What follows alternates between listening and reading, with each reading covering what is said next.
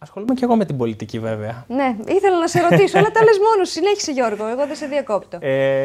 Θα μου πούνε μετά ότι ήρθα να κάνω διαφήμιση στον εαυτό μου, δηλαδή. Τα είχα όλα έτοιμα και τα πήρα. Απλά το πήρα πάσα επειδή με ρώτησες πριν με τι άλλο ασχολούμαι. Ναι, καλά έκανες. Και το θεωρώ εξίσου σημαντικό. Δηλαδή, μέσα στο εύρος των δραστηριοτήτων μου είναι το πιο σημαντικό. Είμαι διαμερισματικός σύμβουλος, αν δεν γνωρίζεις, στο Δήμο Πατρέων.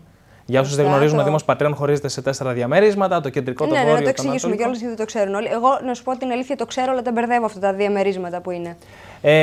Κακά τα ψέματα είναι αρκετά απαξιωμένα και δεν κάνουν το έργο που έπρεπε να κάνουν. Και εγώ είμαι ερωτός, είμαι διαμερισματικός σύμβουλος από την αντιπολίτευση, με την παράταξη του Γιάννη του Δημαρά.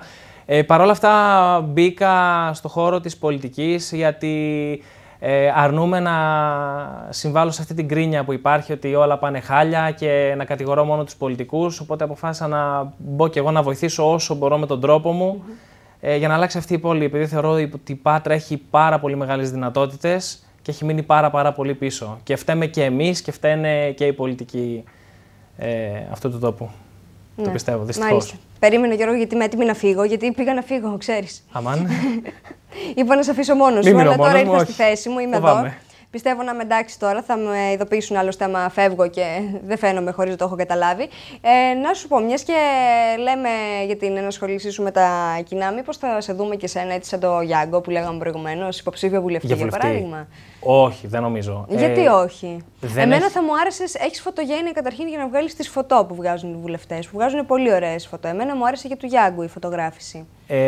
Ναι, ήταν ωραία, πρωτότυπη φωτογράφηση. Ναι. Έχεις φάτσα για βουλευτής, κατάλαβες. Εγώ από εκεί το παίρνω. Δεν ξέρω πάρα πολλά για την πολιτική, αλλά αυτό που ξέρω να σχολιάσω θα το σχολιάσω. Έχεις φάτσα για βουλευτής. Τότε, σε περίπτωση που είμαι πάλι υποψήφιος στις δημοτικές εκλογές του 2010, θα μου δώσεις μια φωτογραφία. Θα ετοιμάσω ένα, όπως το λες, ένα προεκλογικό φυλάδιο γεμάτο φωτογένεια. Έτσι, πάρα πολύ ωραία.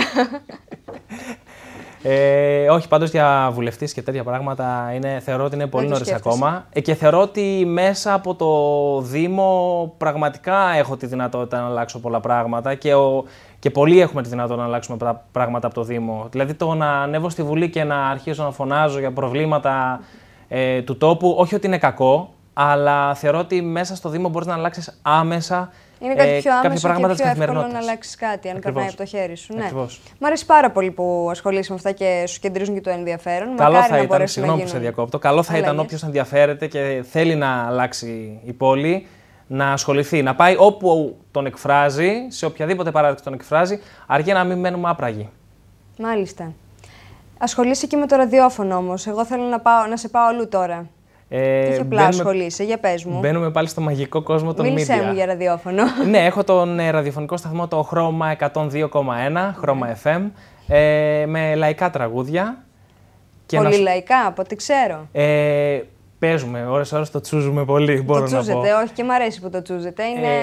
Ξέρεις τι, είναι πολύ λαϊκό, αλλά είναι ποιοτικό λαϊκό. Δηλαδή, είναι ναι μεν σκυλάδικο. Εγώ, να σου πω την αλήθεια, θα το ξέρεις, δεν θυμάμαι, το έχουμε συζητήσει, δεν ακούω ελληνικά. Αλλά επειδή έχω ακούσει Χρώμα, είναι ωραίο σκυλάδικο. Δεν είναι το σκυλάδικο που λες ότι καυγίζει. Είναι ένα ποιοτικό σκυλάδικο. Δεν ξέρω αν με καταλαβαίνει κανείς με αυτό που λέω, αλλά έτσι μπορώ να το εξηγήσω. Χαίρομαι που το λες έτσι, γιατί αυτό ήταν ο στόχος. Και παρόλο που το έλεγα στην αρχή ότι πάω να φτιάξω ένα ποιοτικό σκυλάδικο, με κορόιδευαν. Δεν μπορούσαν να καταλάβουν. Έρχεσαι στα λόγια μου και μ' αρέσει. Ακριβώς. Συμφωνούμε. Πάντως, να σου πω την αλήθεια, θεωρούσα στην αρχή ότι ο σταθμός θα έπιανε κοινό μεγάλης ηλικίας. Αλλά τελικά έχω διαπιστώσει ότι έχει απήχηση και στις μικρές ηλικίες και μου κάνει εντύπωση, να σου πω την αλήθεια. Και πολύ μικρές ηλικίες έχω ακούσει ότι. Δηλαδή, ακούω φοιτήτριες, φοιτητές να τους αρέσει. Και μαθητές κατέβασε ηλικία, ναι, έχουμε ακούσει μικρές ηλικίες. Για Καζατζίδη και τέτοια τραγούδια δηλαδή που δεν περίμενα ότι θα έχει απήχηση και σε τέτοιες ηλικίες. Γιατί ψάχνονται τα σημερινά παιδιά. Ακριβώς. Και αυτό που μου έκανε εντύπωση και δεν το περίμενα, έχω στο www.chromafm.gr. Έχουμε και εκεί μεγάλη ακροματικότητα και δεν ήξερα ότι τόσος κόσμος ακούει ραδιόφωνο μέσω ίντερνετ. Και από το site λοιπόν, ναι, όλο και περισσότεροι ακούνε από τα site ραδιόφωνο. Τους εξυπηρετεί περισσότερο όπως λένε και αυτά, αλλά είναι πιο εύκολο εκεί γιατί επιλέγεις συγκεκριμένο σταθμό και λες θα ακούσω αυτό. Ίσως. Και τελείωσε. Ναι. Λοιπόν, δεν τελειώσαμε ακόμη. Θέλω, επειδή έτσι είμαστε κουσκουσιάρικη εκπομπή, να περάσουμε να ακούσουμε μερικά gossip που έχω ετοιμάσει εγώ για σήμερα και τα παιδιά. Και θα επιστρέψουμε πάλι εδώ να τα σχολιάσουμε και να σε χαιρετήσω και να πούμε ότι άλλο έχουμε αφήσει. Αναμένω.